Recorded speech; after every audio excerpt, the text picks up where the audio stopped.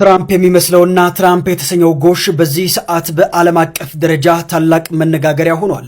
ባንግላዴሽ ውስጥ የሚገኝና እንዲሁም ደግሞ የአሜሪካው ፕሬዝዳንት ዶናልድ ትራምፕ የሚመስለው ይህ ጎሽ የብዙዎችን ትኩረት እየሳበ ይገኛል። የጎሹ ዝና በዓለም አቀፍ ደረጃ መናፈሱ ተከትሎ በርካታ የዓለም ባለሀብቶች በሚሊዮን ዶላር እንስሳውን ለመግዛት ጥያቄያቸው ያቀረቡ ቢሆንም የባንግላዴሽ መንግስት ግን ፍጹም አንሸጠውም በማለት ጥያቄያቸውን በሙሉ ውድቅ አድርገውታል። ትራምፕ የሚል ስም የተሰጠው ይህ ጎሽ በአሁኑ ወቅትም ትልቅ የቱሪስት መስህብ መሆን የቻለ ሲሆን በየቀኑ ቁጥራቸው የበዛ ሰዎችም ጎሹን በአካል ለማየት ወደ ስፍራው እየተመሙ ይገኛሉ።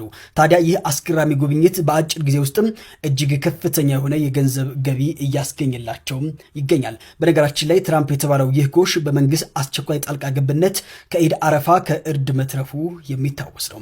በዚህ ጉዳይ እናንተስ ምን ትላላችሁ? ሀሳባችሁን አጋሩ እስኪ።